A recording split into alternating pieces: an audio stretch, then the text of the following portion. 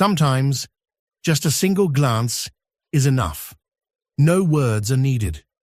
There's no need for physical touch, not even the need to know the other person's name. Because when a connection arises from the unconscious, from that hidden realm beneath all logic and reason, what is felt cannot be put into words. And you know this, perhaps because you've felt it too. In a city filled with countless faces, with names and lives intertwined in endless stories, something inexplicable happens. Out of the blue, someone appears, just one person, and they stir something within you, something dormant, something sacred. It's not just physical attraction. It's not fleeting chemistry or the whim of an emotion passing through. It's something much deeper, like a memory echoing from another time, another life, another fragment of your soul. Carl Jung once said that the most meaningful relationships in our lives are not the ones we choose with our minds. They are the ones that emerge from the darkness within us, from what he called the collective unconscious. These encounters are not guided by reason. They are guided by destiny, or perhaps, as Jung often suggested, by the soul's ancient memory. And here's what most people don't fully understand. Not all connections that cause pain are toxic, and not everything easy is necessarily true. Sometimes, the most genuine encounters we experience shake us to the core. They disarm us. They crack us open and force us to face parts of ourselves we never even knew existed. Not because the other person intends to hurt us, but because their presence acts as a mirror, raw, honest, unfiltered. And in that mirror, we see ourselves as we never have before. Have you ever met someone who, without even trying, made you confront everything you had buried? Your childhood wounds, your fears, your shadows, your need to control, your pride, masking your vulnerability. It's as if that person holds a key that unlocks the door to your most hidden self, even if you never gave them permission to enter. That is not coincidence. Jung would say you are facing an archetypal bond, a type of love that transcends the ordinary, that goes beyond the practical or romantic. It's not a bond that arrives to fulfill you. It arrives to transform you. It's not here to comfort your ego, but to awaken your soul. And transformation, real transformation, rarely arrives gently. Sometimes it erupts like a storm, shaking your inner world. It pushes you to face your emptiness, the one you've tried to fill with people or routines. It makes you realize that what you often called love was actually attachment, need, or fear of being alone. But with this person, everything shifts. Time seems to slow down. Words lose their weight. Silence between you feels more intimate than hours of conversation with anyone else. And without knowing why, you feel a sudden willingness to change, to grow, even to break, because something inside you whispers that this is what your soul longs for. Not your ego, your soul. Jung spoke of individuation, the heroic journey of the human being toward the fullness of their being. He described it as a process that often begins with an encounter. Not just any encounter, but one that challenges you, shakes your foundations, one that doesn't align with your expectations, but resonates with your deepest truth. And then you ask yourself, why can't I stop thinking about them? Why do I dream about them even after they've gone? Why do I feel something larger, something cosmic, tying us together? The answer lies beyond reason. It's hidden in the symbolic, in the archetypal, in the mystical. When Jung spoke of anima and animus, he was referring to the unconscious inner image we each carry of the opposite energy within us. Every man holds within him the image of the feminine, the anima. Every woman carries the masculine principle, the animus. And sometimes we meet someone who embodies exactly that repressed energy. The soul recognizes it instantly. It ignites. It remembers. And even if you can't explain it, you feel it. You know it's not an ordinary love. That person didn't come to stay. They came to awaken you, to return to you a part of yourself you had forgotten. And no, it's not always mutual in the way you wish it were. It doesn't always lead to a relationship, but it always leaves a mark. It transforms you. It etches itself into your being. And that's how you know it wasn't just a fleeting romance. It was something more, perhaps even divine.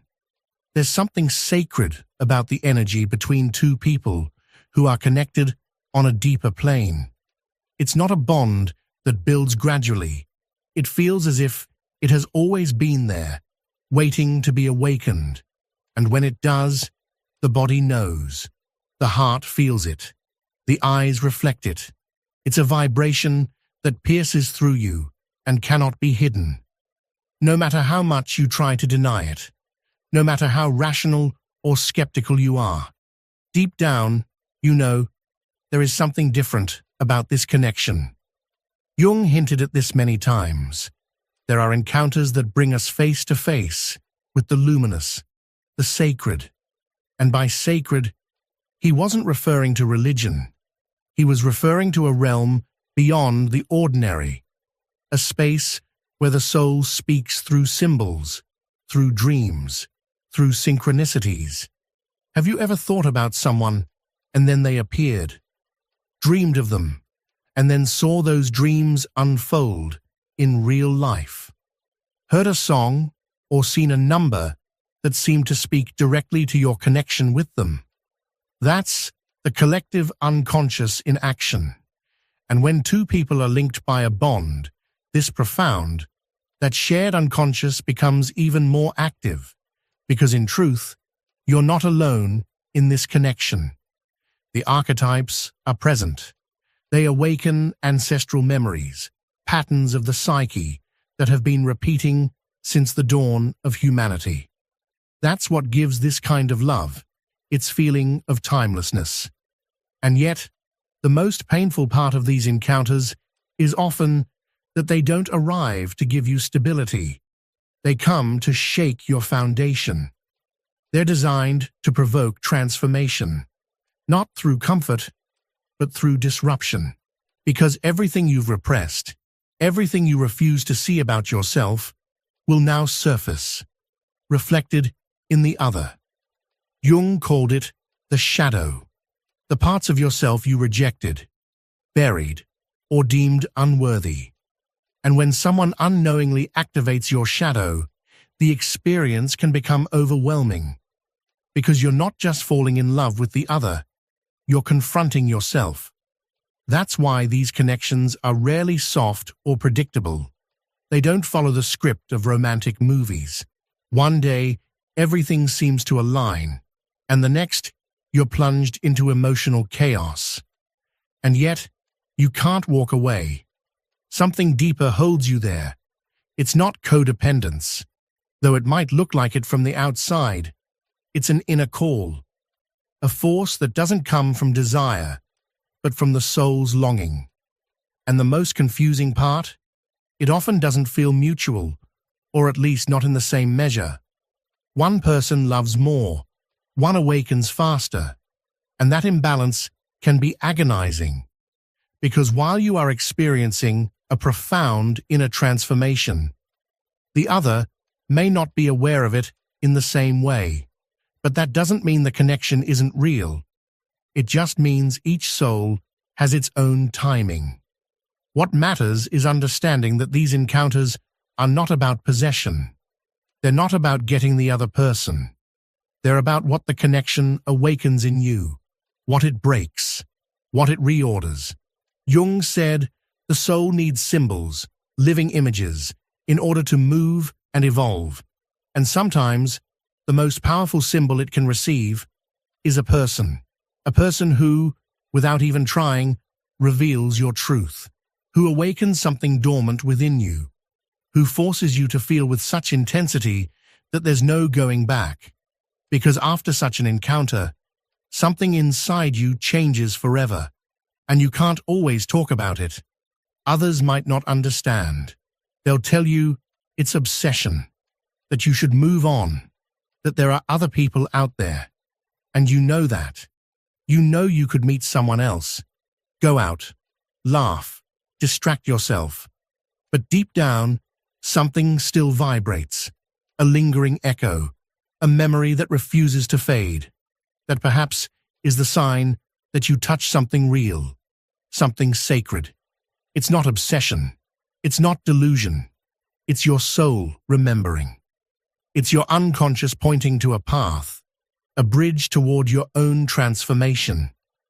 And the most mysterious part of all this is that despite the pain, the confusion, the unanswered questions, something inside you whispers that it wasn't a mistake. That encounter had to happen. Even if it ended, even if they're no longer there, their presence served a purpose, not because they completed you, but because they stripped you bare, left you face to face with the parts of yourself you never wanted to see. In Jungian thought, these experiences are not accidents. They are activations, moments when the unconscious pushes you toward a higher level of awareness. And many times, it does so through love. Because love has a unique power to bypass all defenses. It lets your guard down. That's why, just when your life seemed to be in order, just when you thought you had everything under control, that person appears, and something inside you shatters. But it's not destruction, it's revelation. Because that bond didn't come to give you what your ego wanted. It came to give you what your soul needed, even if you don't understand it yet. Even if it hurts. Even if you're left wondering why you felt so much for someone who didn't seem to feel the same way. At the soul level, the intensity was shared, even if the personality denies it. Even if the other can't put it into words. Something awakened in both of you. And it's crucial to understand that these connections don't always last. They don't always turn into lasting relationships, but they always serve a purpose. And once that purpose is fulfilled, a part of you begins to transform. You start to see differently, to feel differently. You stop chasing safety and start craving depth, meaning, truth. This is what Jung would call a confrontation with the self, the true center of your being. That part of you that exists beyond the ego, beyond the roles you play. And it only awakens when you endure an experience powerful enough to break the illusion. And love, especially love that seems to be rooted in another dimension, is one of the most direct paths to get there. Some call these bonds karmic, others call them soulmates. Jung never used those terms in a literal way, but he did suggest that certain relationships operate from a more archetypal dimension. These are not merely interactions between two people, but exchanges between energies far greater than us, forces that push us toward integration, toward the reconciliation of what was once fragmented. And within that process, resistance inevitably surfaces, because the ego resists surrendering control. It clings to its comfort, to its structure. And when someone enters your life and shakes that inner architecture, what emerges is anxiety, fear, even anger. But if instead of running away, you choose to remain present, something extraordinary begins to unfold.